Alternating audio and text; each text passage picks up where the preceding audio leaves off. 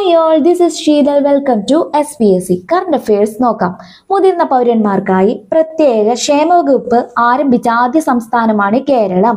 ഇന്ത്യയുടെ പുതിയ സംയുക്ത സൈനിക മേധാവിയായത് NS രാജസുബ്രഹ്മണി. ഇന്ത്യയുടെ പുതിയ നാവികസേനാ മേധാവി അഡ്മിറൽ കൃഷ്ണ സ്വാമിനാഥൻ. മുൻപ് ദിനേശ് കുമാർ ത്രിപാഠി. 2026 IPL കിരീടം സ്വന്തമാക്കിയത് royal Challengers Bengaluru.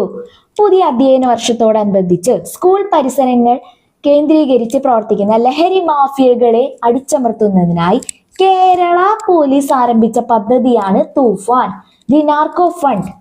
2026 FAO soil farmer hero award സ്വന്തമാക്കിയത് തമിഴ്നാട്ടുകാരനായ വല്ലുവൻ. മണ്ണ് സംരക്ഷണ പ്രവർത്തനങ്ങൾക്കുള്ള അംഗീകാരമാണിത്. മിഷൻ മൗസം എന്താ? സ്കൈകാസ്റ്റ് കാലാവസ്ഥാ പ്രവചന സംവിധാനമാണ്. കാലാവസ്ഥാ പ്രവചനം കൂടുതൽ കൃത്യമാക്കുന്നതിന്.